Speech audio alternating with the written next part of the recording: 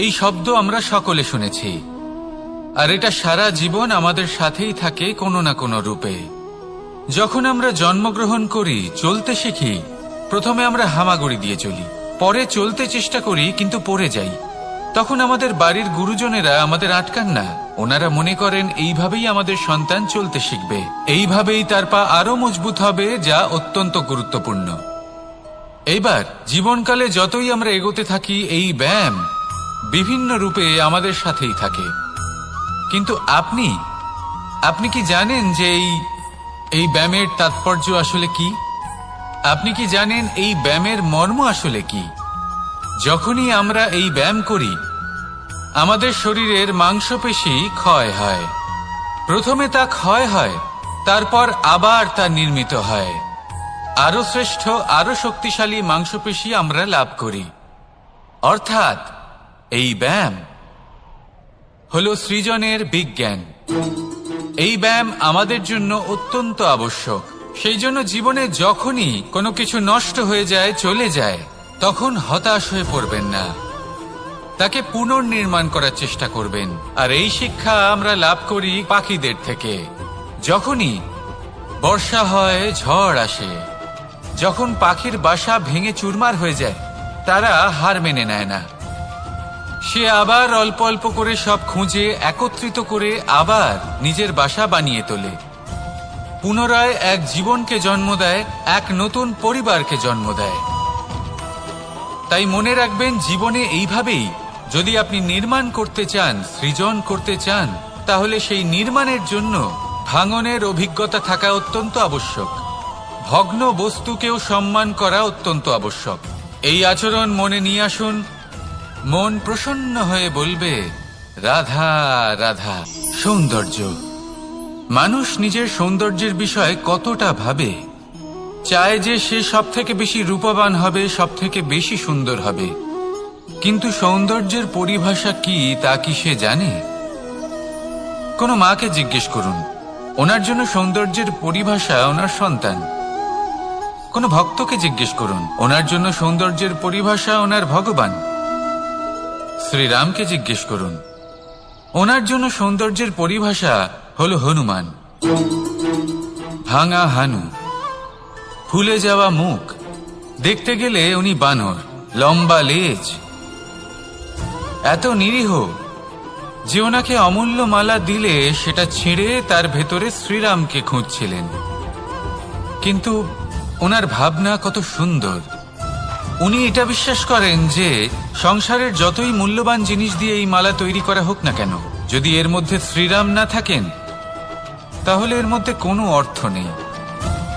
সৌন্দর্য রূপে নয়, ভাবনায় নিহিত থাকে।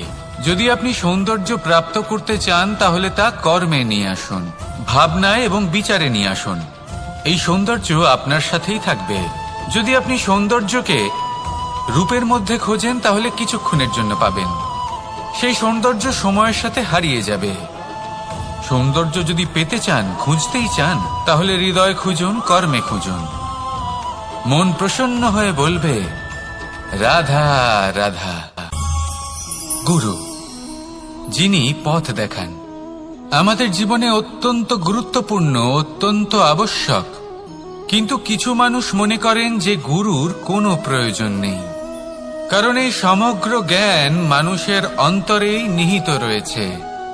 এবার প্রশ্ন এটাই, যদি সমস্ত জ্ঞান মানুষের অন্তরে নিহিত থাকে, তাহলে গুরুর কি প্রয়োজন? আর যারা আজ পর্যন্ত গুরুকে মেনে এসেছেন, তারা কি অনুচিত করেছেন? এর উত্তর আমি আপনাকে দেব একটা উদাহরণ দ্বারা। একটা কাঠ যা জ্বলনশীল, জ্বলনের ঊর্জা তার অন্তরে নিহিত রয়েছে, কিন্তু তার জ্বলনের জন্য বাইরে থেকে একটা অনুঘটকের প্রয়োজন হয়। এই অনুঘটকই হলেন আপনার গুরু। উত্তাপ যা একটা কাঠকে জ্বালাতে পারে, সেই উত্তাপ হলো গুরুর প্রচেষ্টা। যদি সেই গুরুই না থাকে, তার প্রচেষ্টাই না থাকে, তাহলে সেই সমস্ত জ্ঞান যা মানুষের অন্তরে নিহিত, তা ব্যর্থ হয়ে যাবে।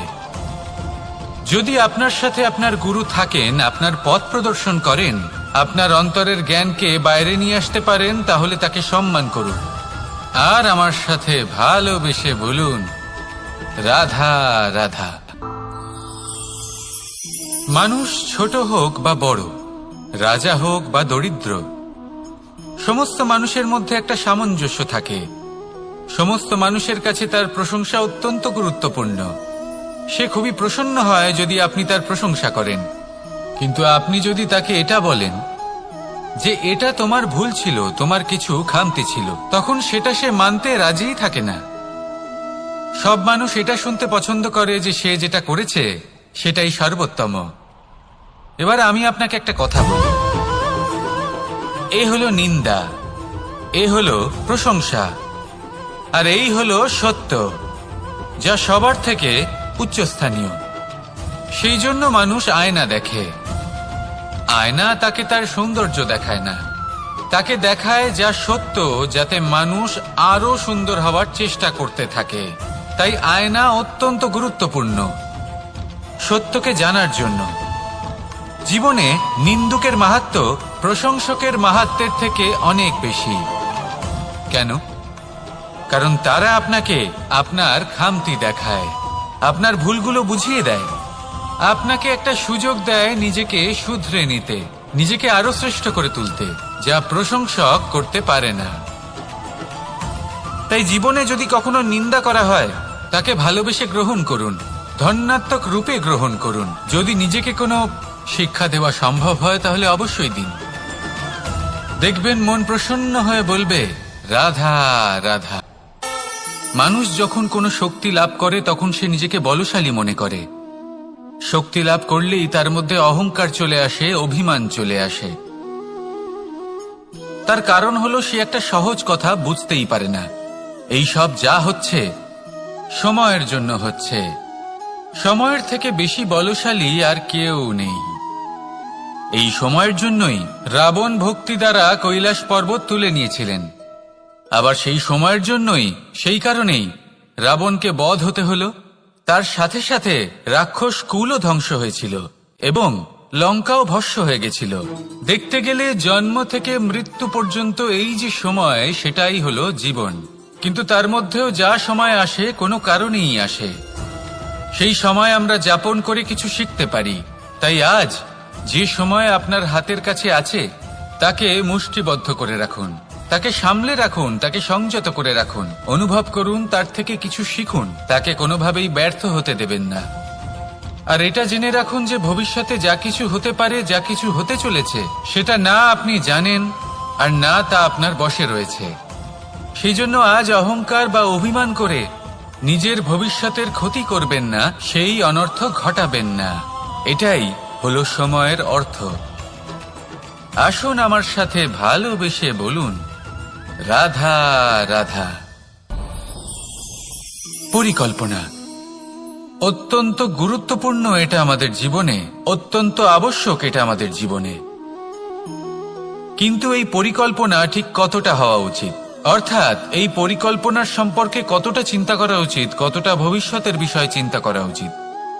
এবার দূরদর্শিতা অত্যন্ত বিশিষ্ট গুণ মানব জীবনে, কিন্তু দূরদর্শিতায় এতটাও মগ্ন হওয়া উচিত নয় যে কাছের জিনিসগুলোই নজরে না পড়ে। আজকের কথা বাদ দিয়ে শুধুই ভবিষ্যৎ নিয়ে চিন্তা করা অনুচিত। এবার দেখুন, পরিকল্পনা করুন, কিন্তু তার থেকে বেশি উপভোগ করুন। এই মুহূর্ত সম্পর্কে অবগত নয়, কিন্তু ভবিষ্যতের কথা আমরা চিন্তা করতে থাকি। আমি এটা অনুভব করতে চাই, ওইটা অনুভব করতে চাই, ওই আনন্দ প্রাপ্ত করতে চাই। এটা অনুচিত। পরিকল্পনা করুন, সংযত করুন, কিন্তু আজকে, বর্তমানকে, এই মুহূর্তকে। জীবনের বাস্তবিক আনন্দ এটা, আর জীবন যাপনের সব থেকে শ্রেষ্ঠ পথও এটা। আসুন আমার সাথে ভালোবেসে বলুন, রাধা রাধা। ফাগুন পূর্ণিমাতে পালন করা হয় এই বিশেষ উৎসব, যার নাম শুনতেই রঙের কথা মনে পড়ে, মন উচ্ছ্বসিত হয়ে ওঠে। এই উৎসবের নাম হলো দোল। এমন কি বিশেষ রয়েছে এই উৎসবে যা অন্য কোনো উৎসবে নেই। ত্যাগ। নতুন কোনো রঙকে আপন করে নিতে গেলে পুরনো রঙকে ত্যাগ করে দিতে হয়। সাতরঙা হওয়ার জন্য সাদা কাপড়কেও নিজের উপর নতুন রং ধারণ করতে হয়। আর এই ত্যাগ একেবারেই সরল নয়। সেই জন্যই তো রং খেলার পূর্বে আমরা হোলিকা দহন করি। হোলিকার অন্ত হল, আর প্রহ্লাদ বেঁচে গেল। অর্থাৎ যা অপবিত্র ছিল, অসত্য ছিল, তার অন্ত হল, আর যে পবিত্র ছিল, যে সত্য ছিল, সে থেকে গেল। এইভাবে আপনিও আপনার মনের মধ্যে যত বিকার রয়েছে, যে বিকারের বোঝা আপনি বয়ে নিয়ে চলেন, সেই ভার হোলিকা দহনে ভস্ম করে দিন। নিজেকে হালকা বোধ করবেন, আর যখন নিজেকে হালকা বোধ করবেন, নিজে থেকেই জীবনে উন্নতি করবেন। তাই এই দোলে নিজেকে বিকার মুক্ত করুন। দোলের এই আনন্দ আরো অনেক বেড়ে যাবে, আর মন প্রসন্ন হয়ে বলবে, রাধা রাধা। এই বছর দোলে নিজের প্রিয়জনকে কোন রঙে রাঙিয়ে তুলতে চান আপনি? লাল, সবুজ, হলুদ, নীল, সাতরঙা, অনেক রং রয়েছে।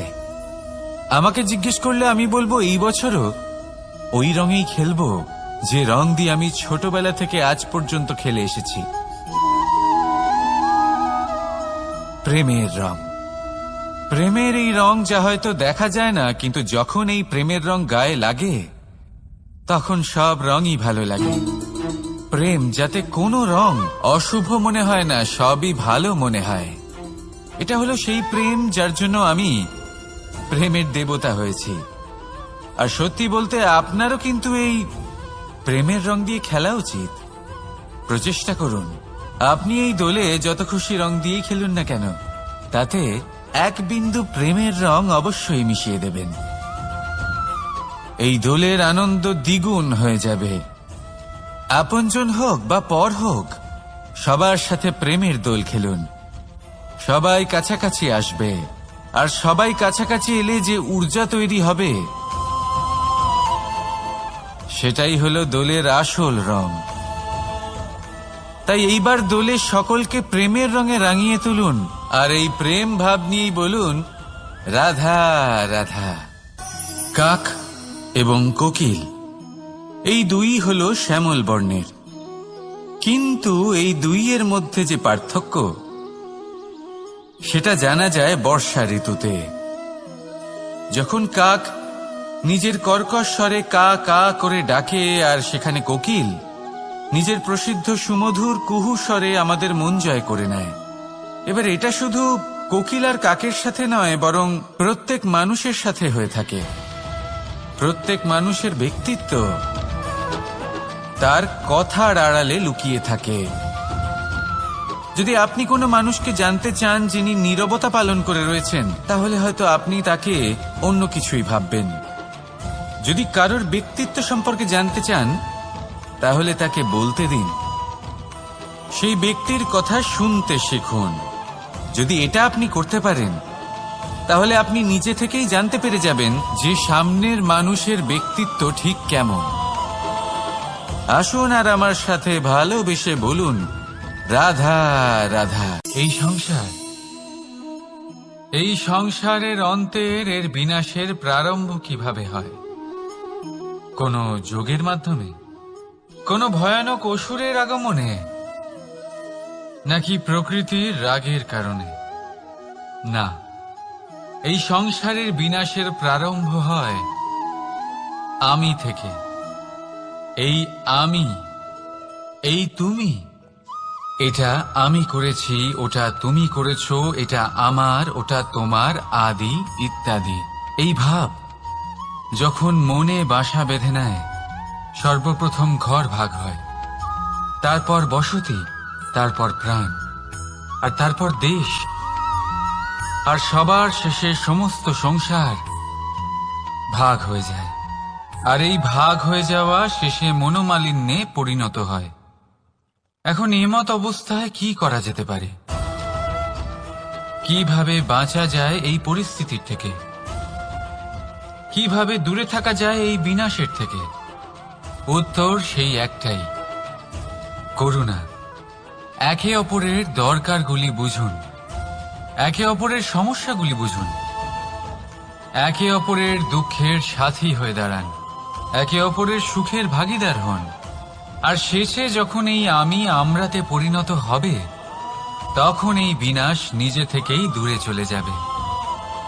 তাহলে আমরাতে বিশ্বাস করতে শিখুন, আর আমার সাথে ভালোবেসে বলুন, রাধা রাধা। এই মুদ্রা, এবারে ভাবুন, এটাই আমাদের জীবন, জীবনের সুখ আর দুঃখ। এই মুদ্রার, এই জীবনের দুটি দিক।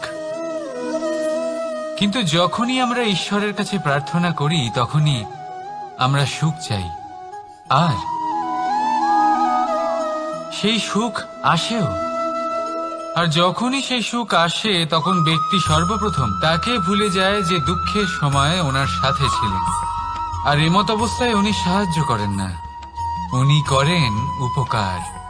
আর এই উপকারের বদলে মানুষের থেকে উনি নিজের জন্য শ্রদ্ধা চান। আর সেই শ্রদ্ধা, সেই চাহিদার কারণে উনি নিজেকে অন্যদের থেকে শ্রেষ্ঠ, অন্যদের থেকে ভিন্ন মনে করতে বিবশ হয়ে যান। আর আলাদা হবার কারণে তার মধ্যে জেগে ওঠে অহংকার, আর সেটাই হয় তার পতনের কারণ। এবার এতে কি করা যেতে পারে? কি চাওয়া যেতে পারে ঈশ্বরের কাছে? এই প্রশ্ন অবশ্যই মনে আসে। ঈশ্বরের কাছে চান সুখ, শুধুমাত্র ততটাই যাতে অহংকার না আসে, আর দুঃখ ততটাই যাতে শ্রদ্ধা না চলে যায়। রাধা রাধা। এই সংসারে এমন কিছুই নেই যে সব সময় একই থাকবে। যা কিছু নির্মাণ হয়েছে তা একদিন অবশ্যই ভেঙে পড়বে, কিন্তু এই ভেঙে যাওয়ার বিশ্লেষণ আপনি কিভাবে করবেন তা আপনার উপরে নির্ভর করছে। ওই আকাশের দিকে তাকান, ওই মেঘ, ওটাও ভেঙে পড়ে, কিন্তু নিজে ভেঙে পড়ার সাথে বর্ষাকে তৈরি করে যায়। মাটির ডেলা অবশ্যই ভেঙে পড়ে, কিন্তু ব্যবহারযোগ্য মাটির রূপ নিয়ে। এই ধরিত্রীর বুকে কোনো এক বীজ যখন ভেঙে পড়ে, তখন ধরিত্রীর উপর এক বিশাল আকারের বৃক্ষ নির্মাণ করে। যদি জীবনে কিছু ভেঙে পড়ে, তাহলে নিরাশ হয়ে পড়বেন না, নিজের সাহস হারাবেন না। ধনাত্মক দৃষ্টিভঙ্গি দিয়ে দেখতে চেষ্টা করুন। মনে করুন, নিয়তি নিশ্চয়ই আপনার জন্য আরো ভালো কিছু ভেবে রেখেছে, যা ভবিষ্যতে আপনার প্রতীক্ষা করছে। ধনাত্মক চিন্তা ভাবনা করতে থাকুন, তারপর দেখবেন শ্রেষ্ঠ রচনা নিজেই তৈরি হবে। রাধা রাধা। চলতে থাকা, থেমে যাওয়া, বিশ্রাম নেওয়া, তারপর দম নিয়ে পুনরায় দাঁড়িয়ে পড়া, আর তারপর আবার সেই পথ চলা। এটা জীবনের অভিন্ন এক অঙ্গ, এটার থেকে আপনি পালাতে পারবেন না। কিন্তু এই অঙ্গকে আপনি নিজের জীবনে কিভাবে প্রয়োগ করবেন, কিভাবে তাকে কাজে লাগাবেন, সেই সিদ্ধান্ত আপনাকে নিতে হবে। যারা হেরে যান তারাও জীবনে থমকে যান, আবার যারা জেতেন তারাও দাঁড়িয়ে পড়েন। যারা হেরে যান তারা হাঁপিয়ে দাঁড়িয়ে পড়েন, যারা জিতে যান তারা দাঁড়িয়ে পড়েন সেই সর্বোচ্চ স্তরে পৌঁছে গিয়ে। এবার দাঁড়াতে তো আপনাকে হবেই, তা হতেই হবে। কিন্তু কখন, কিভাবে দাঁড়াবেন, ক্লান্ত হয়ে নাকি সর্বোচ্চ স্তরে পৌঁছে গিয়ে, সেই সিদ্ধান্ত আপনার। অবশ্যই দাঁড়িয়ে পড়ুন, কিন্তু ক্লান্ত হয়ে নয়, কারণ আপনাকে পুনরায় দাঁড়িয়ে পড়তে হবে, পুনরায় যাত্রাপথে এগোতে হবে এবং সর্বোচ্চ স্তরে পৌঁছতেই হবে। রাধা রাধা। স্বপ্ন, আমরা জীবনে স্বপ্ন দেখতে থাকি, সেটা পূরণ করার পূর্ণ প্রয়াস করে থাকি। কিন্তু এই স্বপ্ন পূরণ না হওয়ার পরিস্থিতিতে আমরা ভেঙে পড়ি, ছিন্ন বিচ্ছিন্ন হই, আর তারপরেই বোঝা আমরা আগামী প্রজন্মের ওপর রীতিমতো চাপিয়ে দিই। আমরা এটাই মনে করি যে আমরা যেটা হতে পারিনি সেটা আমাদের সন্তান অবশ্যই হবে। আমরা যা কখনো পাইনি আমাদের সন্তান অবশ্যই তা পাবে। এটা যে অনুচিত সেটা আমরা ভাবি না, কিন্তু এটা ভুল। আর এই ভুল আমরা সকলেই করে থাকি। সন্তান প্রকৃতি আর পরমাত্মার আশীর্বাদ। ওদের ভেতরে তাদের নিজের একটা অস্তিত্ব লুকিয়ে থাকে, সেটা মন। রাধা রাধা। এই পুকুর দেখছেন আপনি? পুকুরের জল কখনো প্রবাহিত হয় না, একই স্থানে জমে থাকে। আর সেই কারণে কিছুদিন পর ময়লা হতে শুরু করে। কিন্তু তাও আমরা একে ত্যাগ করি না, আমরা তবুও একে পুজো করি। শুধুমাত্র এই কারণে নয় যে অতীতে সে আমাদের তৃষ্ণা মিটিয়েছে, কিন্তু এই কারণেও যে যদিও বা সে ভবিষ্যতে আমাদের তৃষ্ণা না মেটায়, কিন্তু প্রয়োজন হলে আগুন অবশ্যই নেভাতে পারে। ঠিক সেই রকমই হয় আমাদের সম্পর্ক। সম্পর্ক যা আমরা বহু বছর পরিশ্রম করে তৈরি করি, যে দরকার পড়লে আমাদের সহায়ক হয় কোনো না কোনোভাবে। সেই জন্য সম্মান করতে শিখুন এই সম্পর্কগুলিকে। শিখুন এই সম্পর্কগুলিকে অটুট রাখতে। কথায় কথায় এই সম্পর্কগুলিকে ভেঙে দিতে শিখবেন না। রাধা রাধা। বিষ, এই শব্দটা শুনলেই মনে অনেক কল্পনা জন্ম নেয়। কল্পনা অসহ্যকর তিক্ততা, কল্পনা অত্যন্ত বেদনাদায়ক মৃত্যু। এবার যদি আপনাকে জিজ্ঞেস করা হয় যে সবচেয়ে বিষাক্ত বিষ কোনটা, তাহলে আপনি কি বলবেন? কেউ বলবে সর্পের বিষ, কেউ বলবে কাঁকড়া বিছের, কেউ বলবে কালকেউটের বিষ। কিন্তু না, এই সমস্ত রকম বিষ সেই বিষের সামনে টিকতে পারবে না যাকে আমরা বলে থাকি কানের মধ্যে ঢালা বিষ। শুনতে অত্যন্ত মিষ্টি, কিন্তু তিক্ততায় অত্যন্ত বিষাক্ত। পেটের মধ্যে যাওয়া এই বিষ শুধুমাত্র একটি মানুষের মৃত্যুর কারণ হয়, কেবল একটি। কিন্তু কানের মধ্যে ঢালা এই বিষ একাধিক সম্পর্কের নাশ করতে পারে। আর এটাতে সেই ব্যক্তির ভুল নেই যে আপনার কানে বিষ ভরেছে। আপনি তাকে দোষ দিতে পারেন না। এখানে দোষ আপনার নিজের, যে এই বিষকে আপনি নিজের উপরে প্রভাব ফেলতে দিয়েছেন। এই বিষকে সুযোগ দিয়েছেন আপনার ক্ষতি করতে। এটা আপনার ভুল। সেই জন্য কুমন্ত্রণায় কখনো কান দেবেন না। আপনার মনে ভালোবাসার দৃঢ়তা জাগিয়ে তুলুন আর নষ্ট করে দিন এই সংসারের সমস্ত বিষের প্রভাবকে। রাধা রাধা। জীবন, আমাদের এই জীবন, সুখ আর দুঃখ, এই দুইয়ের মিশ্রণ। এদের সংমিশ্রণই জীবনের ভারসাম্য বজায় রাখে। এখন এই সুখ, সুখ এমন এক বস্তু যাকে সবাই খুঁজে চলেছে। দুঃখ এমন এক অনুভূতি যা সবার কাছে আছে। আমাদের প্রত্যেকের জীবনে সুখ আর দুঃখ আসতে থাকবে আর যেতেও থাকবে।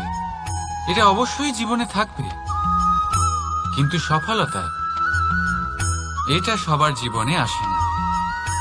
কেন? কারণ এই সফলতা সুখ আর দুঃখের দ্বারা প্রাপ্ত হয় না। সফলতা প্রাপ্ত হয় নিজের উপরে বিশ্বাস করতে থাকলে।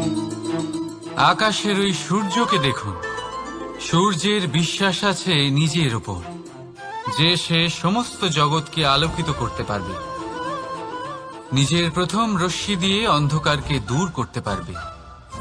সূর্য এই বিশ্বাস নিয়েই আসে আর কিছুক্ষণের মধ্যেই সমস্ত সংসার থেকে অন্ধকারকে বিনাশ করে ফেলে সে।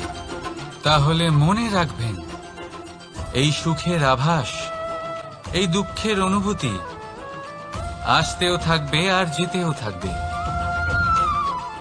শুধু নিজের উপরে বিশ্বাস রাখুন, তারপর দেখবেন এই সফলতা আপনার দাস হয়ে থাকবে।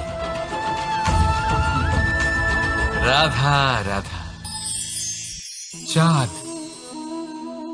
কত শ্রেয়, শুভ্র, কত সুন্দর, কিন্তু যদি আপনি মনোযোগ সহকারে দেখেন তাহলে দেখবেন এই চাঁদেও দাগ আছে।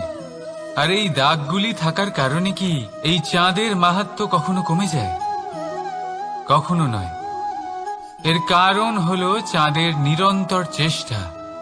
একবার এই আকাশে দেখুন, এই অন্ধকার সবসময় চেষ্টা করে চাঁদকে ঢেকে দেওয়া, কিন্তু এই চাঁদ সবসময় এই অন্ধকারের সাথে লড়াই করতে থাকে। অমাবস্যা থেকে শুরু করে চাঁদের এই যাত্রা পূর্ণিমা অবধি পৌঁছেই যায়। আর তাই এই চাঁদের পুজো করা হয়, এই কারণে এই চাঁদকে মাহাত্ম্য দেওয়া হয়। এইভাবেই যদি আপনার মধ্যে কোনো দোষ থাকে, কোনো খারাপ কিছু থাকে, তাহলে সেটা কোনো বড় ব্যাপার নয়। চেষ্টা করুন সেটাকে শুধরে নেওয়ার, কিন্তু সেই কারণে নিজেকে খারাপ মনে করা এটা অনুচিত। নিজের ভুলগুলো, নিজের দোষগুলো, নিজের খারাপ দিকের কথা ভুলে আপনি এই সংসারের ভালোর দিকে প্রস্থান করেই দেখুন না।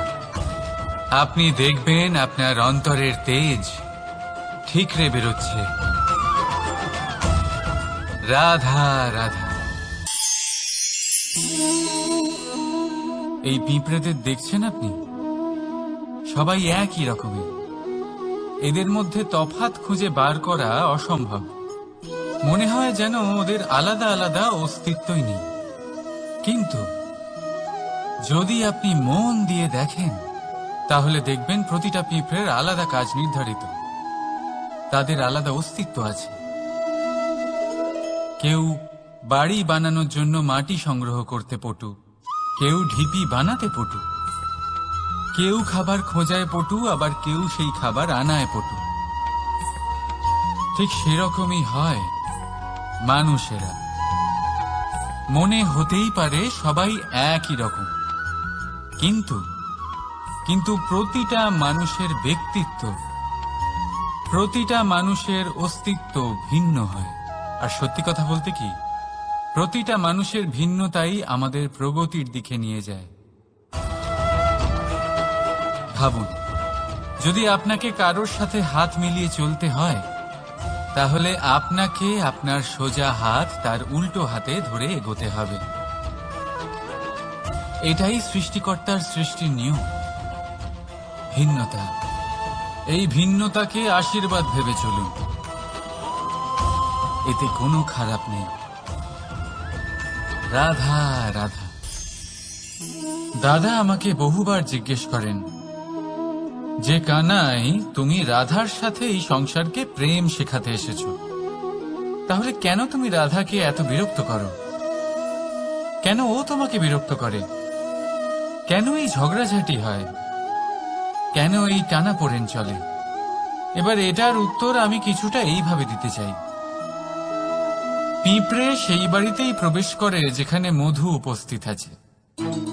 যদি আপনার বাড়িতে মধু থাকে, কোনো মিষ্টি জিনিস থাকে, মিষ্টত্ব থাকে, তাহলে পিঁপড়ে সেখানে অবশ্যই প্রবেশ করবে। ঠিক এইরকমই হয় আমাদের সম্পর্ক। এর মধ্যে ছোটখাটো ঝগড়াঝাটি, টানাপোড়েন, রাগ করা, মন ভাঙানো, এই সব তো চলতেই থাকে, বিশেষ করে সেই সম্পর্কগুলিতে যেখানে মিষ্টত্ব আছে। মনে রাখবেন, যেই সম্পর্কে কোনো খুনসুটি নেই, রাগ করা, মান ভাঙানো নেই, কোনো ছোটখাটো ঝগড়াঝাটি নেই, সেই সম্পর্ক শুধুমাত্র মস্তিষ্ক দিয়ে পালন করা হচ্ছে,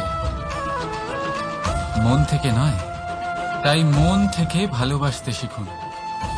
আর এই ছোটখাটো ঝগড়াঝাটির, এই অম্ল মধুর খুনসুটির আনন্দ উপভোগ করুন, কারণ এতেও ভালোবাসা আছে। রাধা রাধা। এই পুস্তক বড়ই কাজের জিনিস। কাহিনী হোক, কবিতা হোক, স্মৃতি হোক, এতে যাই লিখে দেবেন তা ভবিষ্যতের পুঁজি হয়ে যাবে। কিন্তু যদি কখনো এমন হয় যে এই পুস্তক ময়লা হয়ে যায়, বা যদি কোনো পাতায় আপনি ভুল করে কালি ফেলে দেন, বা কোনো বাক্য লিখতে গিয়ে আপনি ভুল করে ফেলেন, তাহলে আপনি কি করেন? সেই পুস্তক কি আপনি তুলে ফেলে দেন? না, তাই তো। শুধু একটা পাতা ছিঁড়ে ফেলেন যাতে সেই পুস্তক সঠিক থাকে, সুন্দর হয়ে ওঠে। এই পুস্তকের মতোই হয় আমাদের সম্পর্ক। তার সেই এক পাতা, একটা ভুল। তাই যে কোনো সম্পর্কে যদি কারোর কোনো ভুল হয়ে গিয়ে থাকে, তাহলে সেই ভুলকে সম্পর্ক থেকে দূরে করা সঠিক হবে। সেই ভুলকে ভুলে যাওয়াই সঠিক হবে। সেই সম্পর্ক ভাঙা নয়, সেই সম্পর্ক সামলে রাখুন। কারণ ভুল তো সবার দ্বারা হয়। যদি এরকম করেন, তবেই জীবনরূপী পুস্তক আরো সুন্দর হয়ে উঠবে। একে অপরকে ক্ষমা করতে শিখুন। একে অপরের ভুলকে ভুলে যেতে শিখুন। তারপর দেখবেন এই জীবনে আরো আনন্দ আসবে, আর এই সম্পর্ক নিঃশ্বাস নিতে থাকবে। রাধা রাধা।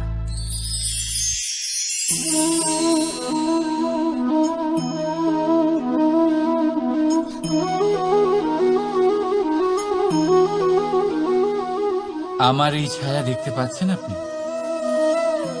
প্রকাশের স্রোত যখন মধুর আর দূরে থাকে, তখন এই ছায়া লম্বা হয়ে যায়।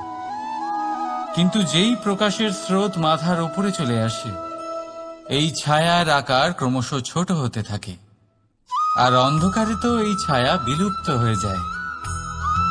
কিছুটা এরকমই হয় আমাদের অহংকার। সুখের আগমন হলে, বৈভবের উপলব্ধিতে এটা বাড়তে থাকে। কিন্তু যেই সংকটের তাপ বেড়ে ওঠে, অহংকার ছোট হতে থাকে। আর যখন সংকটের এই অন্ধকার আমাদের চারিদিক থেকে ঘিরে ধরে, তখন এই অহংকার আমাদের ছায়ার মতোই বিলুপ্ত হয়ে যায়। কেউ নয়, এই আত্মসম্মান নয়, এ হলো অহংকার। আর অহংকার আর কিছুই নয়, শুধু পতনের দিকে প্রথম পদক্ষেপ। আর এই জীবনে পতনের দিকে নয়, প্রেমের দিকে এগিয়ে যান। আর আমার সাথে ভালোবেসে বলুন, রাধা রাধা। আপনি কি কখনো ফলে ফুলে পরিপূর্ণ বৃক্ষ দেখেছেন? তার ডালগুলো কিরকম স্বাধীনভাবে বেড়ে ওঠে। কিন্তু যদি এই ডালগুলো মূলের সাথে ঠিকভাবে যুক্ত না থাকে, সেই বৃক্ষের মূলগুলি গভীর না হয়, তাহলে কি হবে? তাহলে কি সে সেই সব সুবিধা পাবে? কখনোই নয়। সেই বৃক্ষের ডাল পড়ে যাবে, সেই বৃক্ষ ভূমিষ্ঠ হয়ে যাবে। ঠিক সেইভাবেই চিন্তাভাবনার স্বাধীনতার আনন্দ আপনি তখনই আস্বাদন করবেন যখন আপনার শিক্ষা গভীর হবে। তাই স্বাধীন থাকুন দৃষ্টিভঙ্গিতে, কিন্তু যুক্ত থাকুন শিক্ষার সাথে। রাধা রাধা। মানুষ তার জীবনে দুই ধরনের পরিস্থিতিকে খুব ভয় পায়। এক, কোনো কারণবশত কারোর সামনে নত হওয়া। দুই, কোনো কারণে নিজের চরিত্র থেকে, নিজের মূল্যবোধ থেকে বিচ্যুত হওয়া।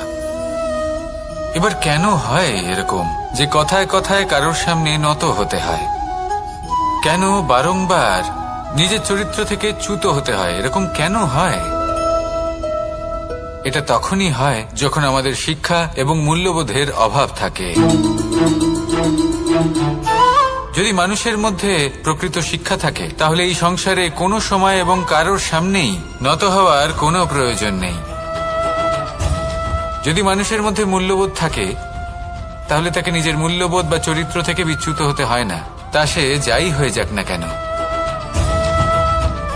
কোনো বালককে যদি জন্ম থেকেই সুশিক্ষার অধিকারী করা হয়, শিক্ষিত করা হয়, মূল্যবোধের অধিকারী করা হয়, তবে সে এই সংসারে এমন কর্ম করবে যাতে সে নিজেকে, নিজের পরিবারকে, সমগ্র সমাজকে গর্বিত করতে পারে। শিক্ষা লাভ করুন, মূল্যবোধ লাভ করুন এবং আমার সাথে ভালোবেসে বলুন, রাধা রাধা। এই সংসারে কোনো বস্তু হোক বা ব্যক্তি হোক, তার একার গুরুত্ব কিন্তু খুব বেশি নয়। একটা উদাহরণ হিসেবে বৃষ্টির ফোঁটাকে ভেবে দেখুন। যদি একটি বৃষ্টির ফোঁটা হয় তাহলে তার খুব বেশি গুরুত্ব থাকে না, কিন্তু যখন সহস্র বৃষ্টির ফোঁটা মেঘের মধ্যে দিয়ে ঝরে পড়ে তখন সেটা বর্ষার রূপ ধারণ করে। সেই বর্ষা যা এই প্রকৃতিকে শান্ত করে। সেইভাবেই পাথরের ছোট টুকরো, তার খুব বেশি গুরুত্ব থাকে না, কিন্তু যখন অসংখ্য পাথরের টুকরো একত্রিত হয় তখন তা পর্বতের আকার ধারণ করে। সেইভাবেই কিছু মানুষ যখন একত্রিত হন তখন তৈরি হয় পরিবার, কিছু পরিবার যখন একত্রিত হয় তখন তৈরি হয় সমাজ, যখন অনেক সংখ্যক সমাজ একত্রিত হয় তখন তৈরি হয় রাজ্য। এবার এই রাজ্যের সবথেকে গুরুত্বপূর্ণ ব্যক্তি হতে পারেন রাজা, কিন্তু তাও সেই রাজা একা কিছু করতে পারেন না। যুদ্ধ লড়ার সময় তারও নিজের সৈন্যদলকে প্রয়োজন পড়ে। কিন্তু এই সংসারে এমন একজন ব্যক্তি আছেন যিনি একাই সব কাজ করতে থাকেন, এবং সেই ব্যক্তি হলেন মা। আমাদের জীবনে একজন পিতার ভূমিকা কিন্তু নিঃসন্দেহে অমূল্য, কিন্তু আমাদের সকলের জীবনে যে ভূমিকা একজন মায়ের তা অন্য কারোর থাকে না। একজন মা একাই সন্তানকে বড় করতে পারেন, সংস্কারী করে তুলতে পারেন, তার জন্য পরিশ্রম করেন। আর এত কিছু কাজ করার পরেও তার কাজের জন্য তিনি প্রশংসা অবশ্য পান না। উল্টে যদি সেই সন্তান অনুচিত পথে চালিত হয়, অনুচিত কর্ম করে, তখন সেই মাকেই অপবাদের পাত্র হয়ে উঠতে হয়। আমাদের জীবনে মায়ের যোগদান কতটা সেটা বুঝুন। আপনাকে বড় করে তোলার জন্য উনি কতটা পরিশ্রম করেছেন সেটা বুঝুন। আজ থেকে, এখন থেকে, এই মুহূর্ত থেকে মাকে সম্মান করতে শিখুন। যখন সময় পাবেন, যখন সুযোগ হবে, তখন তার প্রশংসা করুন, ওনারও ভালো লাগবে। আর মায়ের এই মমতার জন্য, তার এই ভূমিকার জন্য আসুন সবাই মিলে আমরা তাকে প্রণাম করি, আর সকলে মিলে ভালোবেসে বলি, রাধা রাধা।